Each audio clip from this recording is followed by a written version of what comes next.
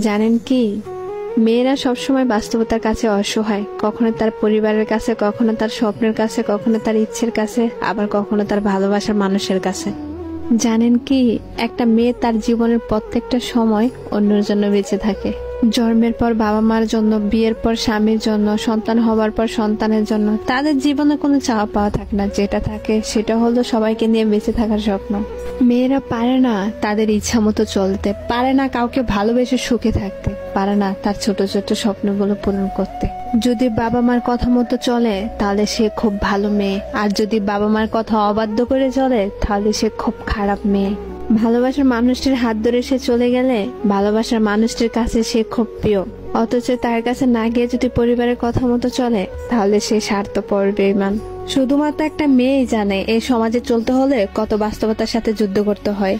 মেয়ে মানে কিছু করার আগে হাজারবার চিন্তা করে করতে হবে এই সমাজ কি বলবে। মেয়ে নামের শব্দটি এক একজনের কাছে এক এক রকম, কারো কাছে বেঈমান, কারো কাছে স্বার্থপর, কারো কাছে প্রতারক। আসলে মেয়েরা স্বার্থপর, বেঈমান, প্রতারক কিছুই না। মেয়েরা যদি প্রতারক হতো তাহলে কোনো সন্তান এই পৃথিবীর মুখ দেখতো না।